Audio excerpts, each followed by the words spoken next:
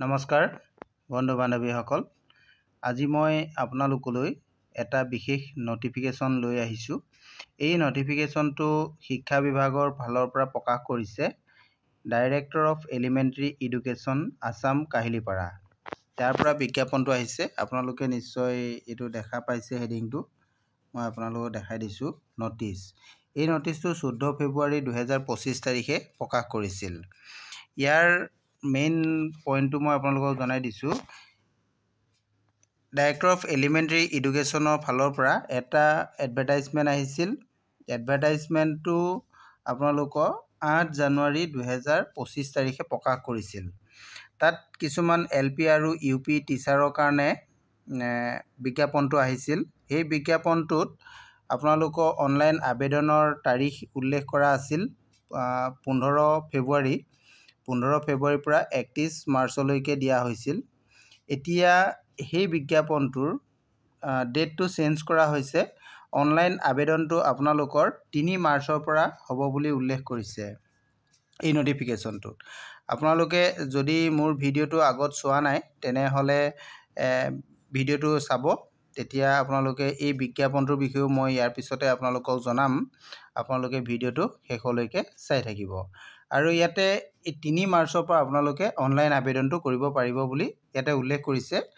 এতিয়া আপোনালোকে যদি সেই বিজ্ঞাপনটোৰ ভিডিঅ'টো আপোনালোকে চোৱা নাই তেতিয়াহ'লে পিছৰখিনি আপোনালোকে চাব। মই বিজ্ঞাপনটোৰ বিষয়ে আপোনালোকক জনাম। এইটো আপোনালোকে নটিফিকেশ্যনটো সম্পূৰ্ণৰূপে দেখা পাইছেই। আৰু এই নটিফিকেশ্যনটো যদি আপোনালোকে বিচাৰে তেনেহ'লে ইয়াৰ অফিচিয়েল ৱেবছাইটত আপোনালোকে নটিফিকেশ্যনটো পাই যাব। অফিচিয়েল ৱেবছাইটটো মই আপোনালোকক জনাই দিছোঁ। এইটো চাওক, www.deeasam.gov.in। এই ৱেবছাইটত গ'লে আপোনালোকে নটিফিকেশ্যনটো পাই যাব। নহ'লে আপোনালোকে মোৰ ভিডিঅ' শেষত মোক কমেণ্ট কৰিব, মই আপোনালোকক দিবলৈ চেষ্টা কৰিম।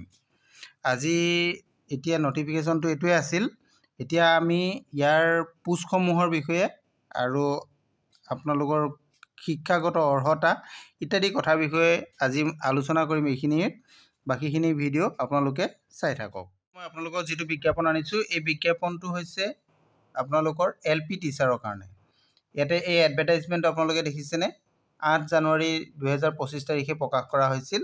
এইটো অফিচিয়েল ৱেবছাইটটো dee.assam.gov.in এই ৱেবছাইটত প্ৰকাশ কৰা হৈছিল।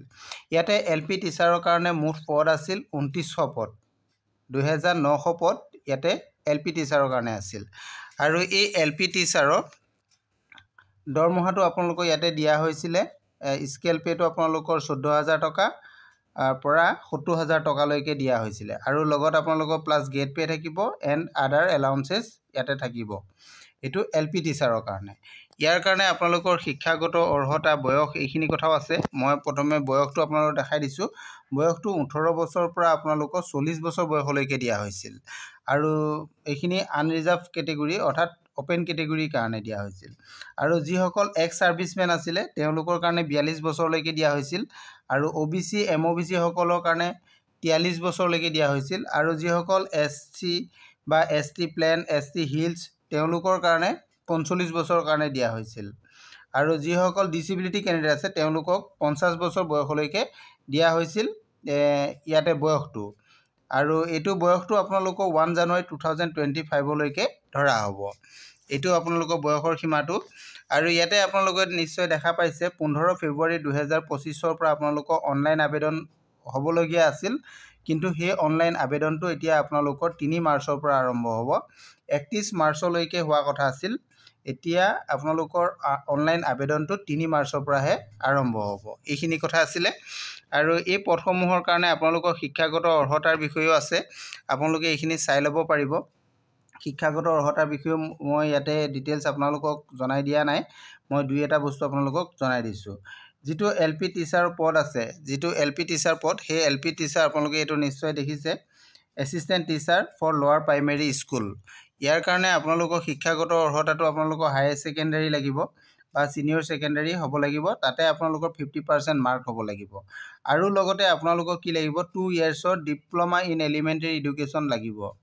এইটো আপোনাৰ DLEDটো আপোনালোকৰ থাকিব লাগিব। আৰু লগতে বিচৰা হৈছে আপোনালোকৰ আছাম টেট হওক বা চেণ্ট্ৰেল টেটত পাছ কৰা হ'ব লাগিব আৰু আপোনালোকৰ মাৰ্কিংটো কেনেধৰণৰ হ'ব এইখিনি কথাও আছে ইয়াতে হাই ছেকেণ্ডেৰী আপোনালোকৰ মাৰ্কৰ পৰা 5% মাৰ্ক ধৰা যাব আৰু ডিপ্ল'মা ইন এলিমেণ্টাৰী এডুকেশ্যনৰ পৰা আপোনালোকৰ 5% মাৰ্ক ধৰা যাব আৰু টেটৰ যিটো মাৰ্ক থাকিব তাৰ পৰা 85% মাৰ্ক ধৰা যাব টোটেল আপোনালোকৰ এইখিনি মাৰ্ক মিলাই 100 মাৰ্কছৰ হ'ব এইখিনি 100 মাৰ্কছৰ আপোনালোকৰ তাৰ পৰা আহিব এইখিনি আপোনালোকে নিশ্চয় বুজি পালে এইখিনি এলপি টেটৰ কথাখিনি মই ক'লোঁ এতিয়া মই আপোনালোকক আকৌ ইউপি টিচাৰৰ যিখিনি পদ আছে তাৰো পদখিনি কথা ক'ম ইয়াতে মুঠ যিহেতু এলপিত 2900 পদ আছে আৰু ইউপিটো বাকীখিনি পদ আছে টোটেল 4500 পদ হয় টোটেল 4500 পদ হয় বাকীখিনি আপোনালোকে চাব পাৰিব মই আপোনালোকক এইটো ইউপি টিচাৰৰ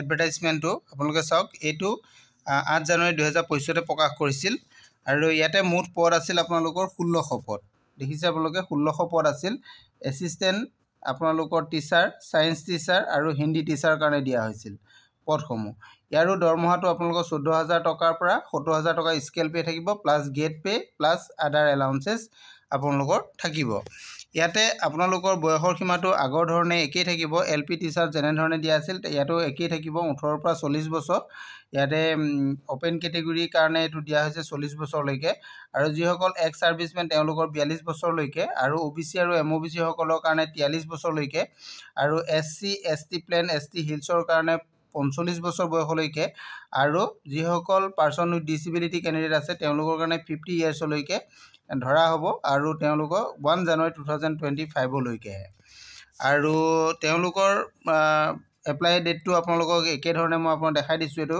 15 ফেব্ৰুৱাৰীৰ পৰা অনলাইন আবেদন হোৱা কথা আছিল এইটো এতিয়া আপোনালোকৰ 3 মাৰ্চৰ পৰা আৰম্ভ হ'ব আৰু ইয়াতে আপোনালোকৰ তিনিটা যেহেতু টিচাৰ পদ আছে ইয়াতে assistant teacher upper primary school মই তাৰ কাৰণে দেখাই দিছোঁ প্ৰথম তাৰ কাৰণে আপোনালোকৰ প্ৰথম হায়াৰ ছেকেণ্ডাৰী বিচৰা হৈছে এইটো হায়াৰ ছেকেণ্ডাৰী আৰু যদি গ্ৰেজুৱেট হয় তেতিয়া হ'লেও কৰিব পাৰিব এইটো গ্ৰেজুৱেট হ'লেও হ'ব আৰু লগত ইয়াতে ডিপ্ল'মা ইন এলিমেণ্টাৰী এডুকেশ্যনটো লাগিব আপোনালোকৰ আৰু লগতে যদি আপোনালোকৰ ডিপ্ল'মা ইন এলিমেণ্টাৰী এডুকেশ্যন নাই তেতিয়াহ'লে আপোনালোকৰ এইটো বেচেলৰ অফ এডুকেশ্যন হ'লেও হ'ব অৰ্থাৎ বিএড হ'লেও ইয়াতে আপোনালোকে কাম কৰিব পাৰিব আৰু টেট বা চেণ্ট্ৰেল টেটত উত্তীৰ্ণ হ'ব লাগিব ইয়াৰ কাৰণে আপোনালোকৰ মাৰ্কিংটো কেনেধৰণে ধৰা হ'ব এইটো উল্লেখ আছে আপোনালোকৰ হায়াৰ ছেকেণ্ডাৰী যদি হয় তেতিয়াহ'লে তাৰ পৰা 5% মাৰ্ক ল'ব আৰু যদি গ্ৰেজুৱেট হয় তেতিয়াহ'লে তাৰ পৰা 5% ল'ব আৰু যদি ডিপ্ল'মা এলিমেণ্টাৰী এডুকেশ্যন আছে তাৰ পৰা 5% ল'ব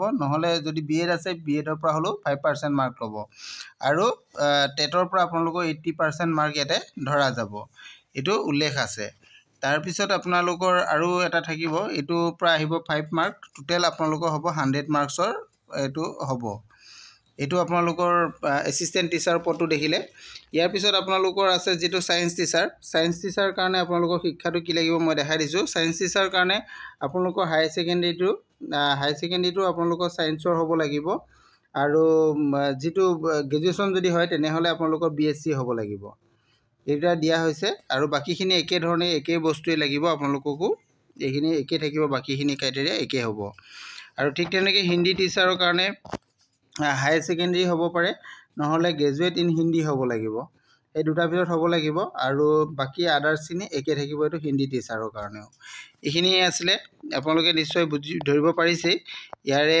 এপ্লিকেশ্যন ফৰ্মখনো আপোনালোকে পাই যাব ইয়াৰ সবিশেষ আপোনালোকে অফিচিয়েল ৱেবছাইটত যদি যায় তাৰ পৰা আপোনালোকে পাব অফিচিয়েল ৱেবছাইটটো মই আগতো কৈছোঁৱেই এতিয়াও আকৌ এবাৰ আপোনালোকক অফিচিয়েল ৱেবছাইটটো মই দেখাই দিব বিচাৰিছোঁ আপোনালোকে ভাল ধৰণে চাই ল'ব অফিচিয়েল ৱেবছাইটত গ'লে আপোনালোকৰ তাৰ পৰা সবিশেষ জানি ল'ব পাৰিব আৰু বিজ্ঞাপনবিলাকো ডাউনলোড কৰি আপোনালোকে ল'ব পাৰিব এইটো আছিলে অফিচিয়েল ৱেবছাইটটো আপোনালোকে চাওক নোট কৰি ৰাখক এইটো dee.assam.gov.in এই অফিচিয়েল ৱেবছাইটত আপোনালোকে গ'লে সবিশেষ জানিব পাৰিব আজিৰ ভিডিঅ'টো ইমানেই আছিলে থেংক ইউ